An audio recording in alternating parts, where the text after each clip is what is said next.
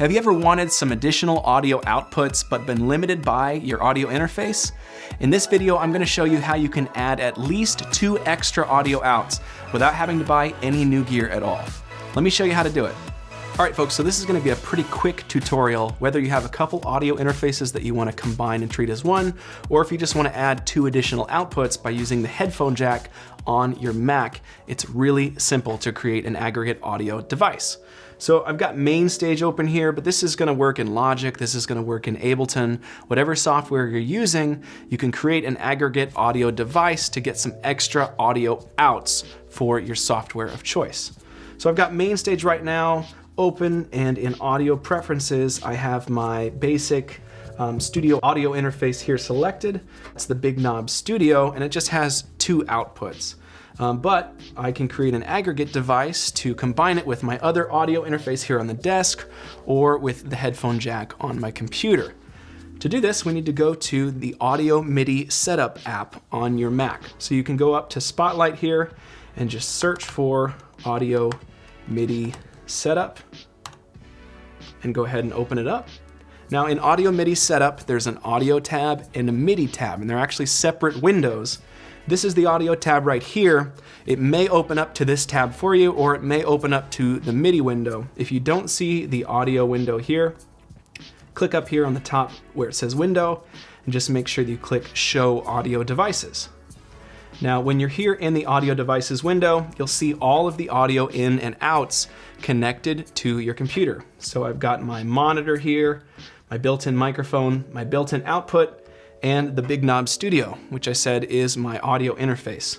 So for this tutorial, we're gonna combine my Big Knob Studio and my built-in output. So I'll have 4 outputs instead of just the 2. But if you have an audio interface or a couple of interfaces, the process is exactly the same. So once you're in the Audio Devices window, all you have to do is click the plus button at the bottom left and choose Create Aggregate Device. And then if you want to, you can name this device right away so that you remember what it is. I'm gonna name it Big Knob plus built-in, just so that it's really easy for me to remember what it is in the future.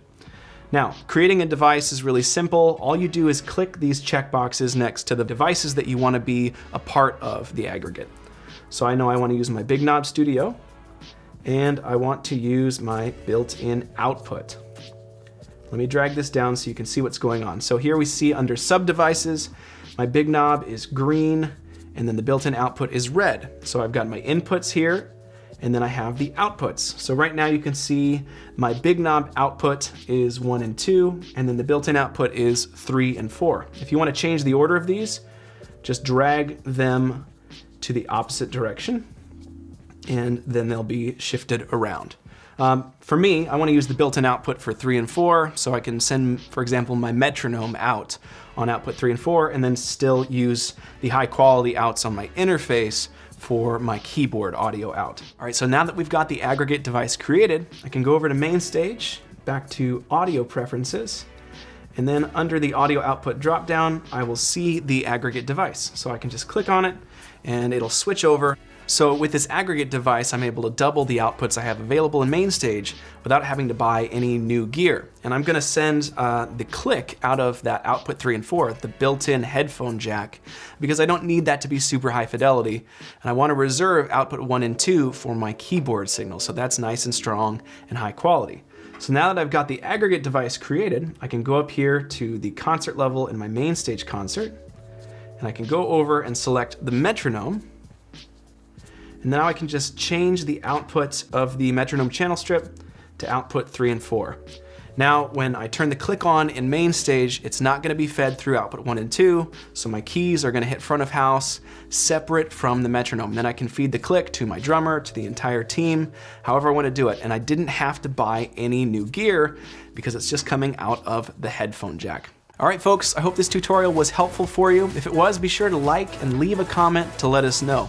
If you want to see more MainStage tutorials, go ahead and click the link in the description of this video right now. Thanks for watching. Have a great day.